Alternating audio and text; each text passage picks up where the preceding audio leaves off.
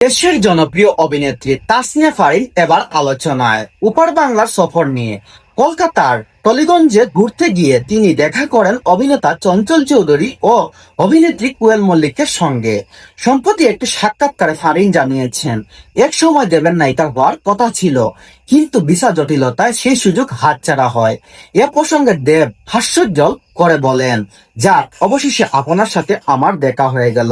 সাক্ষাৎ করা ফারিন আবারও জানান, অরণি রায়চৌধুরীর সঙ্গে নতুন একটা কাজের সম্ভাবনা নিয়ে কথা চলছে, তবে কিছু একটা চূড়ান্ত হয়নি। তিনি বলেন, চঞ্চলদা থাকবেন কিনা সেটা জানি না। বাংলাদেশ ও কলকাতার চলচ্চিত্রের অভিনয়ের অঙ্গনের পার্থক্য তিনি জানান। কলকাতা থেকে বাংলাদেশের অভিনয়ের ইন্ডাস্ট্রি অনেক এগিয়ে, কারণ বাংলাদেশের ইন্ডাস্ট্রি সবসময় কাজ ও পারিশ্রমিক ও বাজেটের দিক দিয়ে সবসময় এগিয়ে, যা কলকাতার সিনেমা থেকে শতগুণ ভালো ও অনেক বেশি এগিয়ে। তাই তিনি বাংলাদেশকে অনেক অ্যাপ্রিসিয়েট করেন যে বাংলাদেশ অনেক দূর এগিয়ে যাও।